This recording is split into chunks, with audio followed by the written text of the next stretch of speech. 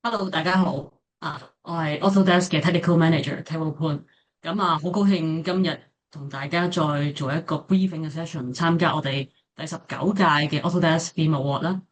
咁我首先要分享一下一個資訊先啊。稍等。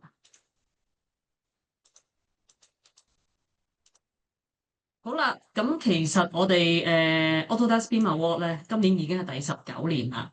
咁我亦都見到有啲朋友咧係啱啱第一次參加我哋呢個比賽嘅，所以咧我都想話俾你知，如果你想睇翻往年嘅比賽嘅作品得獎嘅情況咧，你可以喺Firefox 或者 Chrome 咧 Google 啦打一打 Autodesk BIM Award 啦。咁如果你係Autodesk BIM Award，基本上你一搜尋呢個結果咧，你就會睇到我哋第一個。呢一個結果咧，就係嗰本網上嘅 booklet 嚟嘅。呢個網上嘅 booklet 咧，就係我哋咁多年 Autodesk 所有參賽嘅得獎作品。咁譬如我揀2023年做一個例子啦。咁你譬如撳一個 Autodesk Hong Kong BIM Awards 2023 See the Winners。咁你撳咗入去呢一個部分之後咧，你就可以睇到一個啊全景，就係所有得大獎啦，同埋honorable mentions 啦，仲有 Young Beamers 啦，同埋學生同學嘅一啲作品嘅。咁裏面都係大家一個非常之好嘅參考亦都可以俾你了解到哦，原來呢幾年我哋 Autodesk BIM Award 或者市場上面最多類型嘅項目使用 BIM 嘅情況係點樣，你都可以有一個好快速嘅了解。OK，咁好啦，我就2024年咧，即係上一年咧，其實就譬如你有我打多次先可能有啲朋友遲咗入嚟咁我再講多次咧。Google 嗰度 Autodesk BIM Award 咁樣啦，咁你打完 BIM Award 之後你見到個年份啦，咁我多入去，咁呢個就係2024嘅 BIM Award 啦。好啦，每年都有十幾個嘅得獎作品嘅，你可以喺呢度參考下。咁咧，我哋就言歸正傳啦，講翻我哋今年2025年就BIM Award 嘅 criteria 啦。好，唔該主持人，好，停止分享呢度先。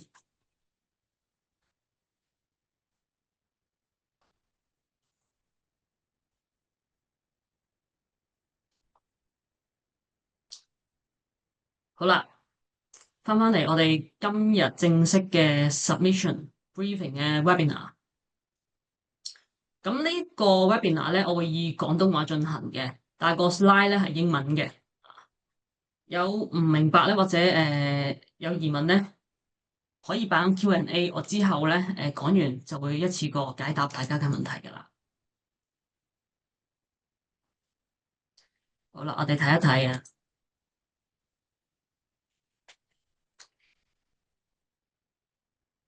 嗱，聽呢一個 briefing 嘅webinar 咧，你最好有定部手機喺度，因為我會有啲 QR code 會分享啲資訊俾你嘅。咁你睇到呢一個畫面咧，就係我哋今年第19屆嘅 BIM Autodesk Hong Kong BIM Award 啦，2025年嘅，就係咧下面右下角就係個 QR code 你提交 project 或者有啲 form 你喺呢度呢 QR code 呢個位置去下載或者會後可以問翻我哋相關嘅工作人員都 OK 嘅。咁而我哋呢個 BIM Award 咧係睇睇下。最主要咧係分咗三個界別我哋由上邊黃色嗰度睇起啦。你見到第一個就係 professional 咧，真係我哋commercial真係我哋建造工程行業做緊嘅一啲 project，咁就 professional 嘅界別嚟嘅。而第二個咧，黃色嗰個就 education，就係同學啦、大學生啦，佢可以將自己嘅作品點樣使用 BIM 做啲 pilot project 都可以喺度提交。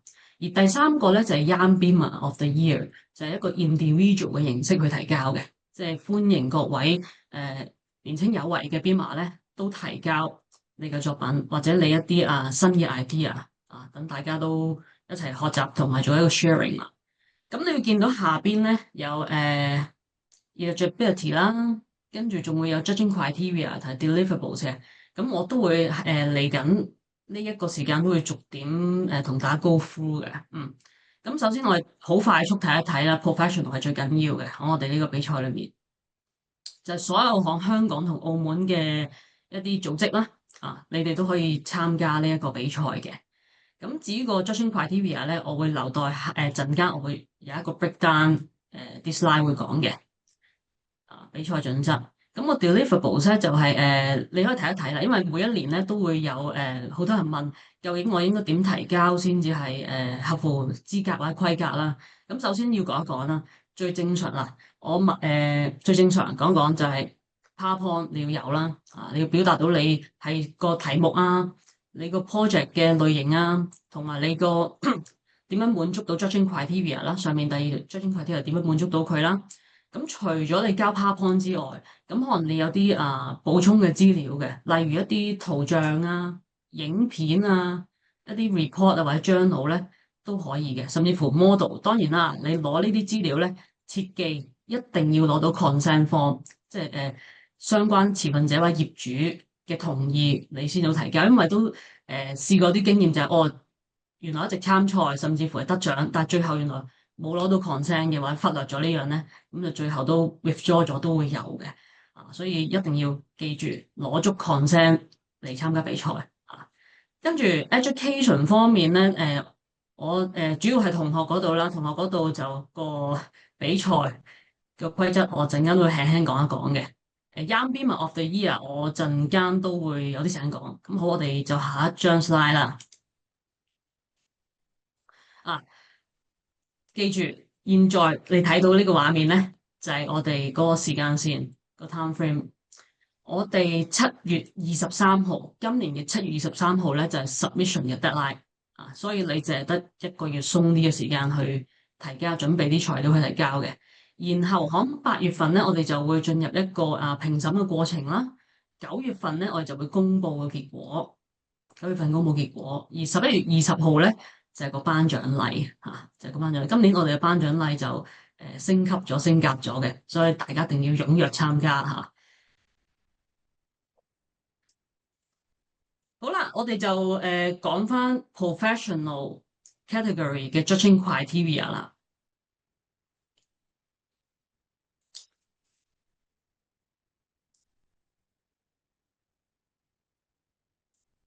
咁我哋 professional 專業界別嘅 judging criteria 咧，個評審準則咧，其實有5大個方向嘅。呢5點咧，你見到左邊嗰啲黃色嘅波波咧，佢有分數嘅，加埋咧佢總分係100分，加埋總分係100分。咁而5個嘅評審嘅標準咧，最重要第一點咧就係個 BIM usage、management 同埋 performance。咁都順帶一提一提，你交上嚟咧必須係以 project 嘅形式。不管你一個 project 或者好多 project，一定係以 project 嘅形式。如果你淨係純交一個 manual、一個 research 或者一個 standard 咧，咁我哋係不會受理嘅，係啦，一定係要以即係你嗰個街啦，或者個 standard 或者個 workflow idea 同你嘅 project 相關，你點樣應用到你提倡嘅一啲 idea。咁第一個點咧就係個 BIM usage、management 同 performance，呢個第一個點。陣間我會再講 detail 嘅。第二個點咧就係 collaboration among multiple teams of project stakeholders，就係你嘅 BIM project 點樣同成個團隊去合作，點樣可以將 BIM 嘅價值最大化，最大化。第三個點就係 innovation of the BIM project。咁究竟你個 BIM project 裡面同我哋嘅 technology 或者digitalization 或者近期熱門嘅 AI IoT digital twins 咧之間有咩關係咧？你呢個 BIM project 係咪可以 sustain 去其他嘅 building life cycle 嘅唔同嘅 stage 咧？呢個係第三個點。第四個點咧就係 open BIM 嘅 application 啦。咁因為BIM 啦，Autodesk 就唔單止 Autodesk 做 BIM 嘅，仲呢個世界上有好多唔同嘅software 或者 solution provider 都做 BIM 嘅。你點樣可以令到大家嘅BIM 嘅資料係更加流通咧？透過 BIM 嘅Open BIM 嘅方法呢度就係10分。咁最後一點咧就係點樣善用我哋 Autodesk 嘅 technology 啦，即係平時大家我哋AECO O 就係 operation 係 facility management。咁我 ACO 裏面咧，我哋通常就用 AC collection 啦同 ACC 啦，最起碼呢兩個先啦，因為我相信嚟聽我呢個會嘅朋友咧都有用呢兩套嘅 solution，裏邊咧有非常之多嘅 product，你有冇用盡佢咧？定係我長期都淨係用 AutoCAD，淨係用 Revit，淨係用 Docs？咁我想睇下大家會唔會有多啲豐富啲嘅使用方法嚇，即係5個點嘅。咁我哋再睇一睇下邊啲 slide 咧，更加詳細同大家講一講啦。嗱，呢個右下角呢一個 QR code 咧，你見到就係check out the winners of previous BIM Awards，就應該係嗰本網上嘅 booklet 嚟嘅，係啦，咁你可以參考下。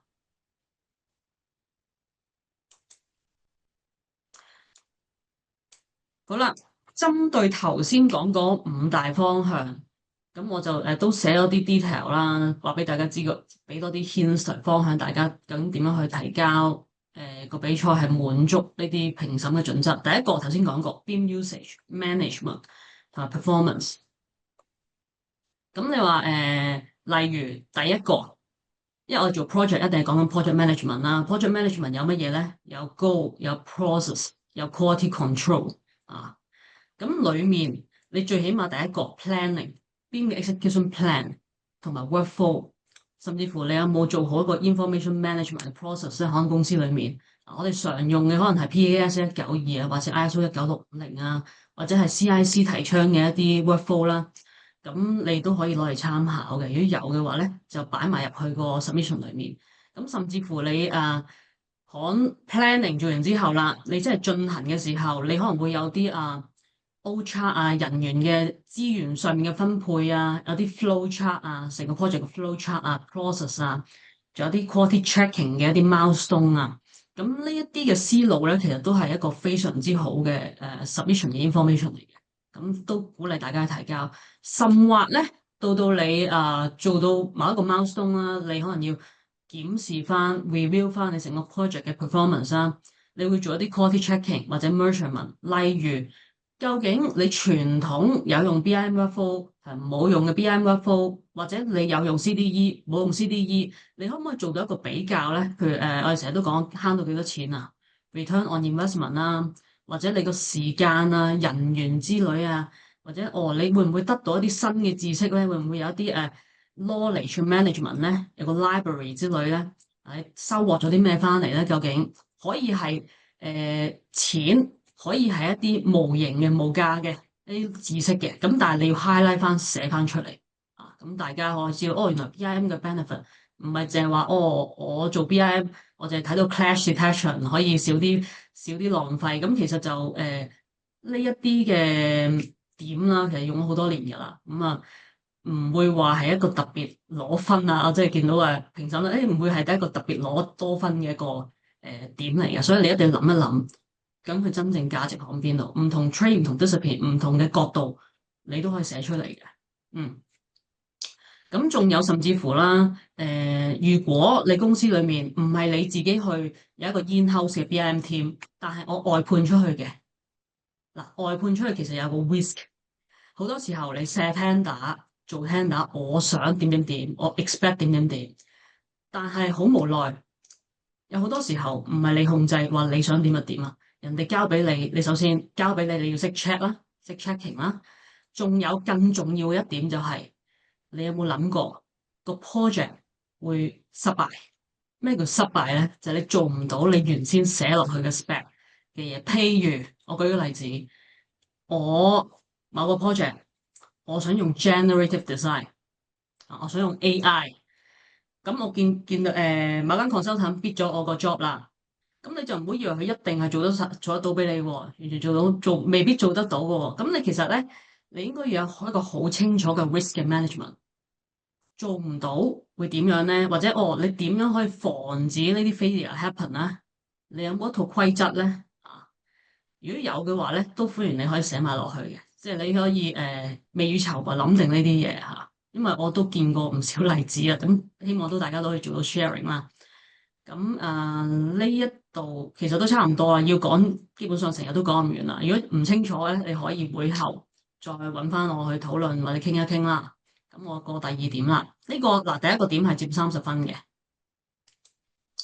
咁第二個點咧就係講緊 collaboration among multiple teams of project stakeholders 啊，呢個係佔25分。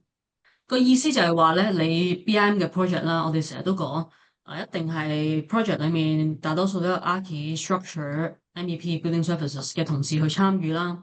但係其實現在啦個趨勢咧，我見到有啲facility management 啊 operations 嘅同事咧，都會開始逐步去要認識啦，同埋要 pick up BIM，因為佢啲 deliverables 最後你做完 as build 嘅 model，你都係俾業主方或者 FM 嘅同事去睇噶嘛。咁佢哋其實個參與嘅成分有幾多咧？FM team 嘅同事，甚至乎 marketing 嘅同事，原來都要理解 BIM 係咩嚟嘅，因為佢可能要做啲公眾諮詢，要攞 BIM model 一啲 information，做啲靚靚嘅 rendering，甚至乎一啲圖則啊，要喺個 model 裏面出翻出嚟啦，做一啲售樓書啦，都會有呢啲情況出現嘅。咁咁你講咗唔同嘅 discipline 啦，佢唔好淨係提一提個人喎，你要講一講緊佢點樣去真係去使用個 implementation 個 usage 係點樣啊？如果最好咧就有啲證明哦，呢個同事可能有啲訪問啦，你可能有段片訪問某個同事已經係點樣使用個 BIM 㗎，咁啊更加理想啦，即係由 design 到 construction 到真係俾唔同 deliverable 俾唔同嘅同事 end user 去使用咧。如果你可以 capture 到成個流程咧，就好理想啦。嗯，咁我哋過另一個點啦。另一個點咧，第三點都係佔25分嘅，就係 innovation of the BIM project 啦。嗱，innovation 咧，除咗用軟件啦，你見到我呢度一堆文字，就係話哦有MIC 嘅使用啊，MIMEP 啊，IoT 啦。咁generative design 啦，computational design 啦，APS 啊，cloud platform 嘅使用之外咧，其實唔局限於呢啲嘅，唔局限於呢啲嘅。你諗到同你個 project 相關，同 BIM，你可以利用到 BIM 嘅 information 或者嗰個 value 咧，都歡迎你寫出嚟，都歡迎你寫出嚟。但係就唔好話淨係純係，哦，我呢一個項目。我呢一個項目本身已經好 innovate 啦，但係你完全同 BIM 係扯唔到關係，冇關係咧，咁就好難打分，一定要同 BIM 有少少關係。個 relationship 你要係 identify 出嚟，俾我哋大家都睇到，咁啊最理想啦，咁啊最理想啦。OK，同埋甚至乎你可能我都見過好多以往嘅 project 咧，佢寫咗啲點嘅。佢話我做完個 project 啦，用完 BIM 做到個 LOLD 500啦。個精準度係好高嘅，咁要將來行 digital twins，OK，咁你行 digital twins 係一個好好嘅 gimmick 啊，我哋話 gimmick，但係 digital twins 你要有一個好清晰話到俾大家知，你點樣行 digital twins 啊？digital twins 分5個 level 嘅，你要行到第幾個 level，你個 roadmap 或者你個 plan 係點樣咧？如果唔清楚，你都歡迎可以揾我去討論下呢個議題嘅。即係你俾得大家睇到你個 strategy 係乜嘢，就唔好淨係齋講一個 terms，就你攞唔到分嘅就咁齋講 terms，要 elaborate 講多啲，你究竟會點樣做啊？咁下一點，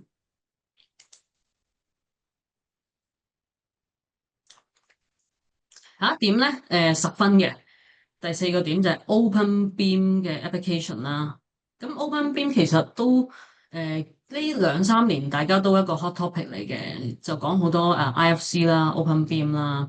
咁其實 Autodesk 都有一個叫做 data exchange 大家不妨去睇一睇呢個 technology。data exchange 嘅科技啦，就係我哋唔需要 export 咗 IFC 直接你用咗呢個 data exchange，透過我哋雲端嘅平台幫你 process 咗啲 data 之後咧，譬如Revit 咁樣啦。大家最中意同我講 Revit 就係，你唔可以 backward compatible。我而家用緊2025年，我想喺2023年開翻個 Revit 咧係開唔到噶嘛。咁咧，你其實就可以用 data exchange 幫你手啦。以前可能就會用一個 IFC，我喺 Revit 2025出咗一個 IFC 之後，再擺翻落去 Revit 2023個 IPC 睇咯，但係都會溶溶爛爛或者有啲嘢甩咗嘅。但係咧，你用 data exchange 咧，佢就基本上呢個情況係少發生咗好多，因為所有嘅嘢原生喺 Revit 裏面嘅嘢咧，基本上係唔可以講100%，因為90%幾嘅 percent 咧都係原汁原味擺翻落 Revit 裏面嘅，甚至乎 Revit 對 AutoCAD 啊，Revit 對 Civil 3D 啊，Revit 對 Tekla 啊，Revit 對Rhino 咧，我哋呢個 data exchange 咧都可以做到呢啲對接嘅。佢係一個 Apps 嚟嘅，一個 API 嚟嘅。download 咗落嚟之後咧，你就免費使用嘅。download 咗落嚟，譬如我 Rhino 裏面啦，Rhino 有一個data exchange，Revit 裏面有一個 data exchange，咁佢裏面咧就會自動過啲數據，即係你揀咗個標之後，過一啲數據俾另一個 software 去睇嘅。咁就令到你完全唔需要其他 export import 做啲 data mapping 咁麻煩。what you see is what you get。你可以試下用呢個科技啊。呢個我提議即係其中一個 OpenBeam 嘅 format。當然你世界上有林林總總嘅 OpenBeam 嘅 format 啦。咁你只要 present 到資料嘅流通性啊，咁就 OK 噶啦。最後一個點咧，最後一個點就係講關於 application of the Autodesk technology 啦。咁我哋Autodesk 嘅 technology 咧，呢一個點佔10分嘅。頭先我開場嘅時候都講過，我哋有 AEC Collection 啦，有呢個Autodesk Construction Cloud 啦。裡面其實呢兩個名字，呢兩個軟件包咧，software 裏面咧，其實有你見到個 list 下低咪好多幾十個啊，我諗有40-50個唔同嘅 product 喺度嘅。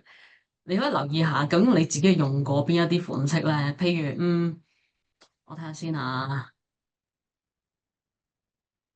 Revit 大家有用啦，AutoCAD 一定有用啦，Navisworks 大家都好熟悉㗎啦。咁近期其實多人問Structural Engineering 嗰邊咧，係多人問咗我一啲workflow 係點嘅。譬如你要做用 Robot Structural Analysis 啦，我哋簡稱叫做 RSA 啦，做一啲風嘅分析啊，wind 嘅 simulation 嚟分析啦，或者 loading 嘅分析啦，咁可能你可以嘗試下去用嘅。因為呢啲我哋喺 BD 度攞個static analysis 嘅一啲資格嘅，嗰度就好似2024定2025版本嘅，可以上翻 BD 嗰個 peer proof 嘅 software 裏面睇翻嘅。咁甚至乎咧，我哋新出咗有隻叫做 Forma 啦，都新咗2年噶啦。咁做一個 conceptual design 嘅 conceptual design。咁你有冇入過去睇咧？入過去睇過或者試用過咧？因為嗰個唔需要另外俾錢買嘅，嗰個已經喺你嘅 AEC collection 裏面噶啦。咁啊，Forma 我覺得係一個好容易去學習使用。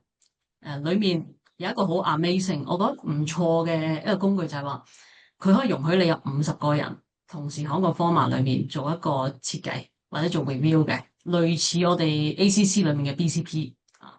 你可以參觀下睇下有冇咁樣嘅用法啦。仲有譬如 BCP 啦，頭先講開 Autodesk Construction Cloud 咧，咁其實大部分我見到有唔少咧，為數不少嘅一啲公司啦，或者我哋客人咧，佢哋一講 project 要用 CDE，佢哋就會用 ACC Docs 嘅。冇錯，ACC Docs 係可以做到 CDE 呢一個 workflow。但係如果你要做一個再高階啲、流暢啲嘅 workflow 啦，咁會用埋BCP 啦，或者係我哋嘅標啦，去做一啲更加專業級，大家做 collaboration 更加流暢嘅 workflow。如果你有用呢啲 workflow 咧，都不妨喺呢度同大家做 sharing 啦。甚至乎你話我唔單止用 ACC 喎，我喺上面 on top 用 Autodesk 嘅 platform services，以前叫做 Forge 啊，自己再 develop 咗啲 plugin 喎，咁亦都好歡迎你哋喺度 propose 出嚟嘅。好啦，呢5點咧我就大概講過啦。咁如果有問題咧，歡迎喺 Q&A，即係有個 chat box 嘅，你可以發問嘅，咁我就會盡量逐一解答嘅。我哋到第二個嘅參賽嘅 category 就係 education 啦，就係大學同學可以提交作品嘅。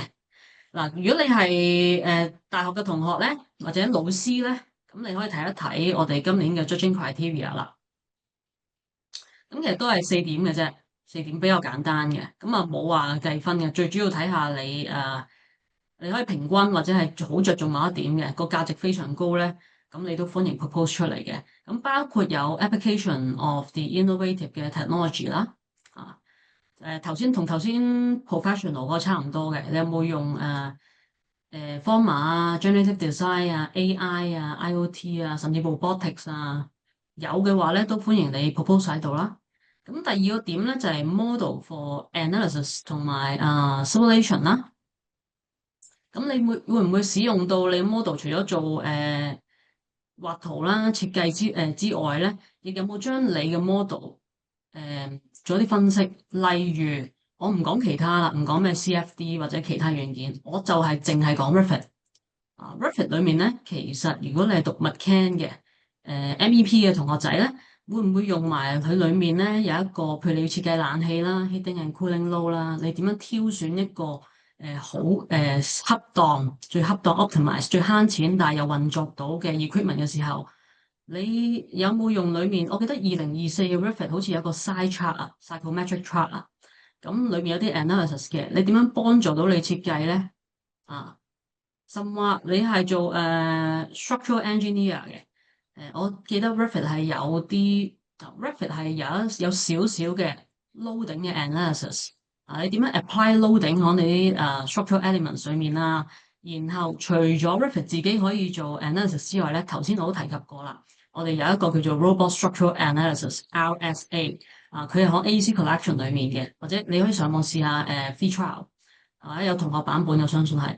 咁你點樣可以將兩者之間做一啲分析之後，做一個比較完善嘅結果？甚或你可以用埋 Dynamo Revit Dynamo 加埋 RSA 又得啫。即係其實個變化可以好多樣嘅，就要隨機應變，靈活處理嚇。你可以顯示到呢啲出嚟就最好啦。即係除咗 modeling、simulation、analysis 都緊要。咁啊，仲有啦，你提倡咗一啲嘅做嗰啲 research 啦，因為我見到交上嚟呢幾年交上嚟嘅 project 咧，大部分都係 master 嘅同學嚟嘅，啊，master 同學可能你就會有自己嘅 R&D 啊，R&D 啊，咁都歡迎你將你哋嘅 research 擺上嚟啦，咁因為可能對行業嚟講都係一啲 inspiring 嘅 idea 啊。咁第四點就係話我哋都好着重。BIM 永遠唔係一個人，唔係一個solo player，係一定係團隊合作嘅。咁你點樣同你一組同學去合作咧？啊，如果冇嘅話就一個人你都講一講啦，你個 strategy，即係可能你有早期階段，咁你都講一講你後期可能 design 去到真係要 detail design 啦、DD 啦，甚至乎 construction，咁你可以寫一寫個 roadmap 出嚟都好，即係你有考慮過呢個點。咁呢個就係學生同學嘅 category 嘅4個點啦。咁一樣佢嗰個 deadline 咧，無論你係邊一個 category 嘅比賽作品咧，都係要7月23號2025年係 deadline 嚟嘅。咁記住必須要提交呢幾樣嘢啦。第一個就係有一張 form 嘅registration form，你需要填嘅。第二就係頭先講啦，你個 PowerPoint 就係顯示你究竟成個流程係點樣啦，你個流程係點樣，你好清楚 present 到你 idea 出嚟就係 PowerPoint。咁仲有其他補充嘅資料啦，supporting 嘅 information，包括頭先講影片、一啲訪問，跟住仲有一啲圖片啦，或者一啲 journal 一啲 report 咧都可以提交嘅，甚至乎 model 都可以提交。咁仲有個model 嘅 consent form 啦，如果你係要攞 model 出嚟俾大家睇嘅，你一定切記要問準咗相關嘅同事或者個 owner 攞到 consent，你先至好交俾我哋啦，否則係我哋唔會睇嘅，亦都會有可能被褫奪咗個參賽資格。有問題嘅咧就歡迎你問翻呢個 email 啦，或者問翻我都得嘅。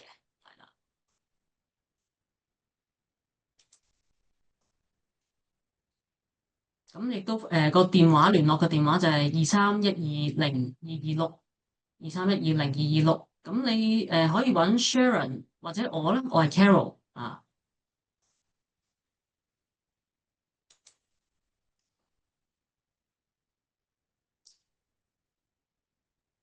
OK，唔該晒誒 Carol。係，咁我哋而家進入 Q&A 嘅環節啦。咁如果大家有問題嘅話咧，可以透過 Q&A icon 發問嘅。咁 Carol 而家即場會為大家解答嘅。咁我哋先睇下先，睇下有冇觀眾有問題先。等一等啦。誒，我好似 miss 咗未講 Yam Bim 啊，好似係咪冇 Yam Bim 啊嗰一幅啊？可唔可以幫我過翻去係咪第一張定第二張有 Yam Bim 啊？我係咁要講幾個點啊，因為講咗兩個 category，我想再講多少少 好，Yam Bim 啊。係，好，好，好。唔該晒。講呢個期間咧，你諗到問題你就發問啦，歡迎發問嘅。好，與此同時咧，我就再呢個係一個 overview，大家用手機可以影低佢先啦嚇，最快速噶啦。咁左邊嗰兩個 professional education 我已經講得好清楚啦。咁 Young Bima of the Year 咧就係、你睇一睇啦。最起碼你有3年嘅工作經驗啦，年紀嘅話咧就係21至到40歲啦。然後個 judging criteria 咧就係、最主要你嘅 idea，你嘅一啲創作必須要係原創。如果你話有其他嘅朋友或者同事同你一齊創作咧，你一定要俾翻 credit 佢哋，一定要俾翻 credit 對方一齊跟住俾咗 credit 之後咧，你就提交你個 idea 啦。咁最主要都係以 PowerPoint 為主，PowerPoint 為主。咁就要清楚講明你呢個 idea 係想做啲乜嘢，裡面嘅 workflow，裡面 workflow 係乜嘢，同埋俾你個 project 啦，或者俾行業帶嚟嘅 benefit 係乜嘢，你都要清楚列明出嚟，清楚列明出嚟。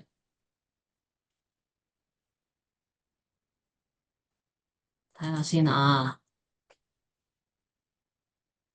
我見到有啲問題嘅，咁我就睇一睇讀出嚟啊。好。有位朋友咧就問：如果我嗰個 project 咧係design stage 嘅，咁暫時未到 construction stage，咁我可以喺邊一方面寫多啲？嗯，design stage，咁你當然係寫翻現在 design stage。我哋嘅作品咧永遠係已經係發生咗噶，已經發生咗，做緊或者發生咗。